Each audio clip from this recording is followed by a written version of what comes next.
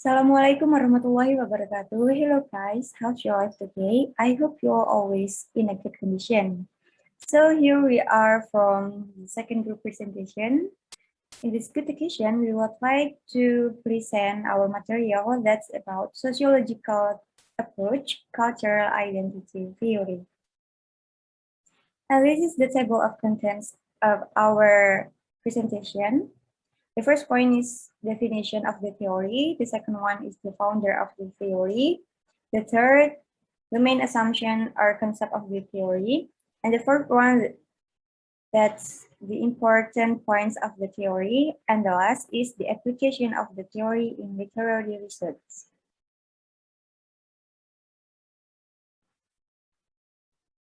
So here I am Ika Cahya Hartiningsih. We'll explain about the definition of cultural identity theory. So according to Friedman, 1981, in his book entitled Cultural Identity and Global Process, page 86, it stated that crisis of identity is expressive during intensifying global crisis. And this crisis consists in the awakening of a former national identities and the emergence of new identities. And the second one, meanwhile, according to Hall, 1990, in his book entitled Culture, Identity, and Diaspora, explains that identity is seen as a production which is never complete. And there are two different ways of thinking about cultural identity. So the first one is position. The first position defines cultural identity in terms of one true self. It reflects the common historical experience and shared culture codes which provide us as one people. And the second one is the matter of becoming as well as of being. It belongs to the future as much as to the past. It's not something which already exists and transcending place, time, history, and culture. So here, cultural identities, it comes from somewhere and it has histories. And the last is, according to Fitriani 2015, cultural identity theory is the theory which had been developed to build an understanding of the communication process that individuals use to form and negotiate cultural group identities and relationships in certain contexts. So what happens then is that each individual simultaneously participates in a different culture system. It means that cultural identification or cultural identity is a process and a dynamic. Each culture that is created is influenced by social, psychological, environmental situation, and context factors.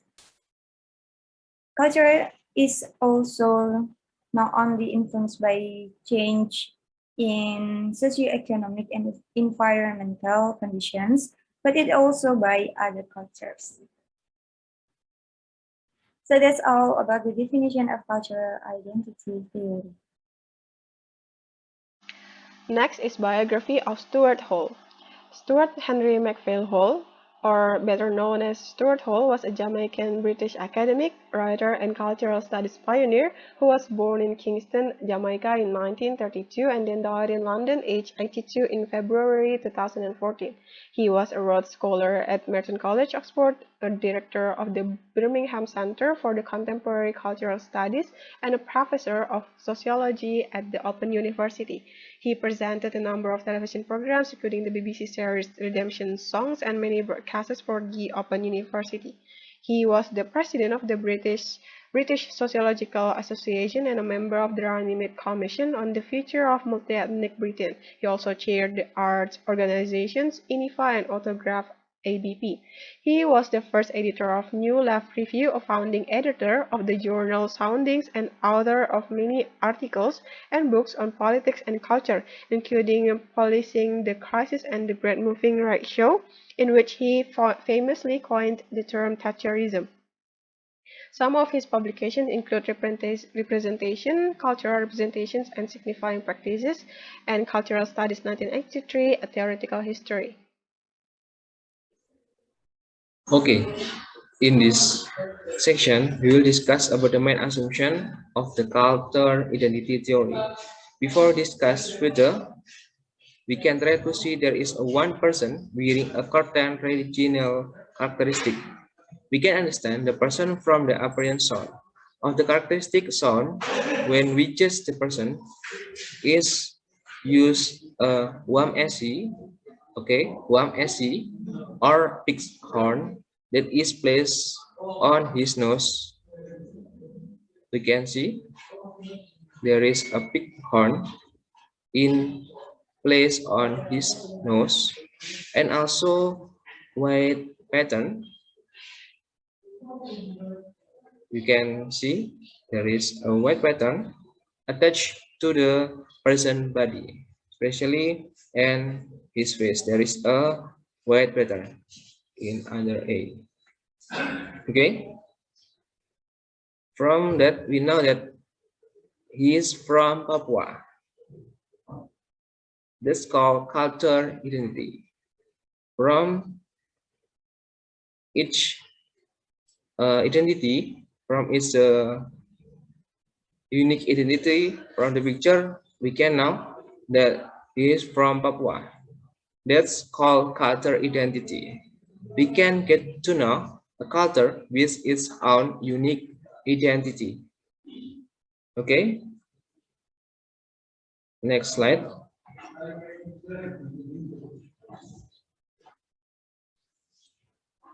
Okay. In the second slide, we can know what is culture identity. Culture identity is a detail of the characteristics or characteristic of a culture that is owned by a group of people. Once again,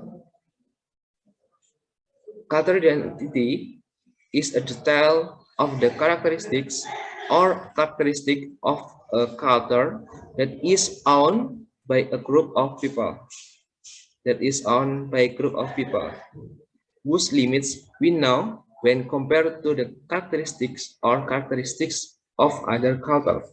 So, how to find different each any culture?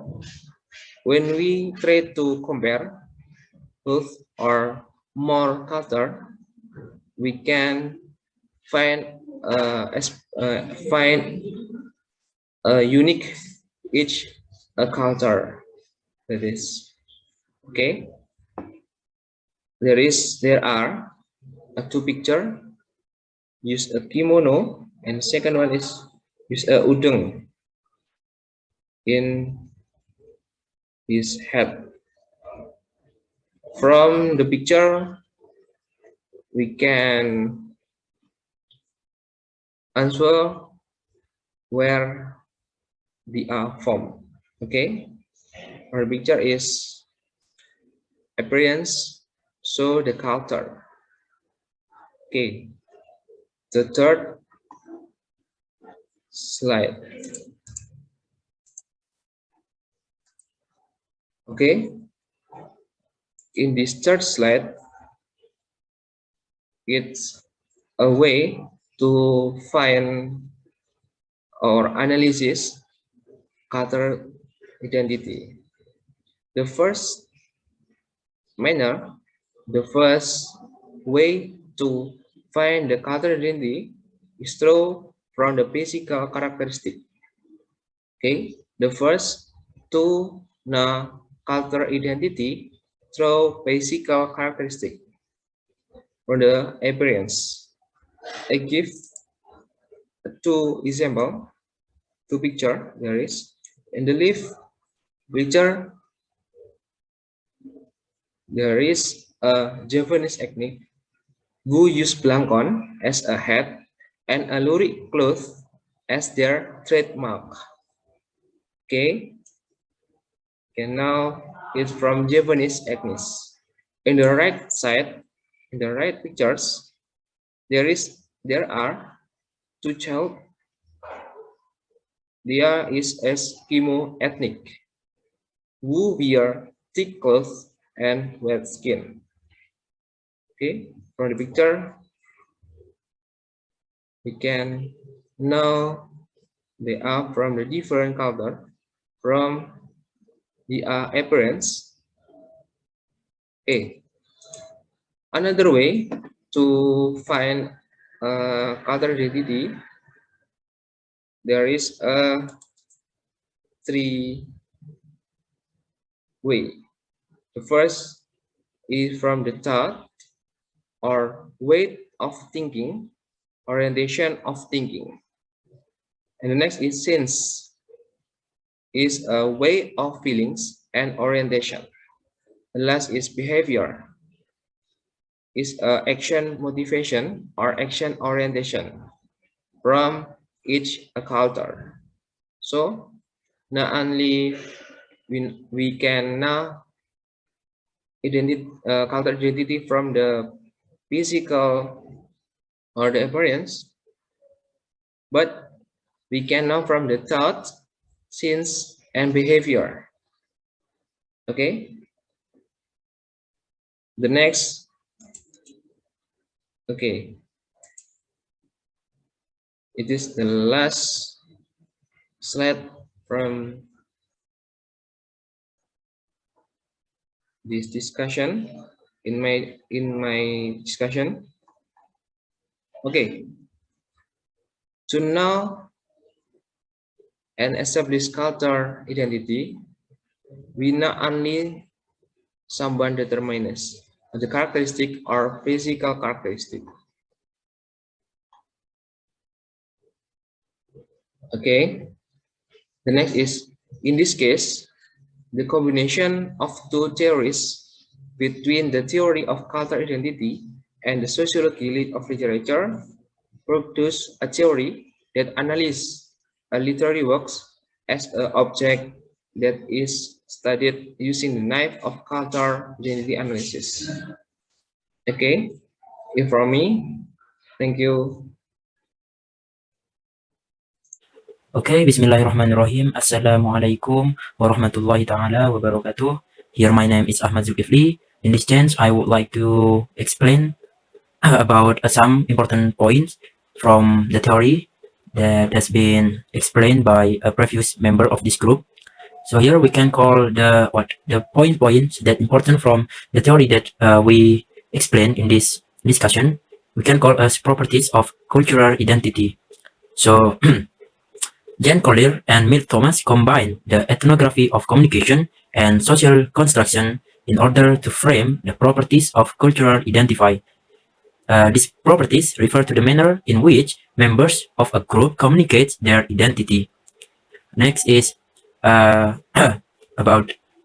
the points important from this theory. Actually, there are 7 points we got from this story, and here I will explain 4 points, and for the next 3 points will be explained by another member of this group. Okay, for the first is avowal and ascription. So these 2 concepts deal with what construct or produce the cultural identity and the ways in which these identities are communicated. Avowal is how one articulates or expresses his or her views about group identity. It is how one presents oneself to another. And ascription here is how others perceive an individual. It is how one refers to others.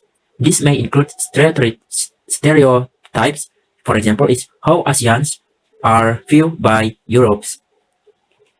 And the next point is modes of expression. So the use of core symbols, that is expression of a group's culture, belief, and theories about the world around them, names, labels, and norms, expected standard of behavior that a cultural community share and follow in order to show that they belong to a particular group, demonstrates their identity. Collier found out that there were some similarities in cultural norms for members of each ethnic group, and there are within group differences with regard to gender and nature of relationship. And for the next is For the next point is individual, relational, and communal identity. So there are three components to cultural identity. Individual refers to how an individual interprets his cultural identity based on his experiences. And relational refers to how individuals interact with one and another. So what is the appropriate behavior? It means what is the appropriate behavior. And communal identity is the use of communication in the creation, affirmation, and negotiation of shared identity. The action and interaction of the groups, their communal practice reflects the identity of the group. Researchers can identify or study cultural identity in a group by observing everyday situation or communal activities, rituals, rituals or holiday celebration. Okay, for the next is point number 4. Here we can find another point is enduring and changing aspect of identity. Here we can say that the cultural identity may change to several factors which are social, political, economic, and contextual. Okay, maybe that's all what I can say. And for the next is will be explained by another member of this group. Thank you. So for the fifth important points from cultural identity is affective, cognitive, and behavioral aspects of identity. This refers to emotions fully attached to cultural identity in particular situations. In the social psychology, the ABC, or affect, behavior, and cognition, in order to effectively maintain and enhance our own lives through successful interaction with others. We rely on these three basic and interrelated human capacities. For example, affect or feelings, behavior or interactions, and cognition or thought. And the sixth is content and relationship levels. This refers to the interaction between two or more individuals. The message exchange carries information or content. The participants of the conversation interpret the choice and the meanings of the words based on their experiences. The interactions also show the relational level based on how a person delivers the message. This level of a message implies a cultural interpretation of who is in control, their levels of closeness, what they feel about each other, level of trust, and etc.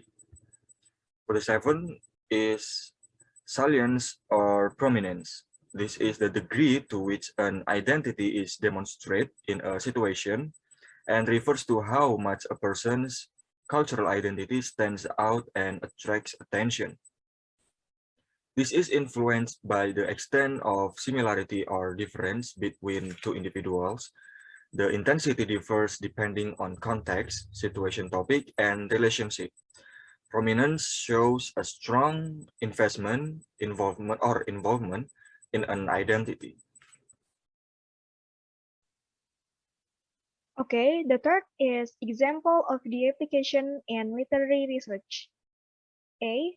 Title of literary research. The title is An Analysis of Conflicts of Cultural Identities in Mukherjee's Wife by Irene Octavianti Kusumawardani. B. Why is it appropriate to use the theory in the literary? Because the plot and the characters in the novel are very suitable with the theory of culture identity. Why? Because this novel is about the struggle of an Indian wife to adapt in a different culture. She and her husband have to move to the US as immigrants. She is a woman who is not easy to adapt and she is often confused with the new culture, but her husband always asks her to be like an American wife. And her husband also reminds her to keep her attitude as an Indian wife.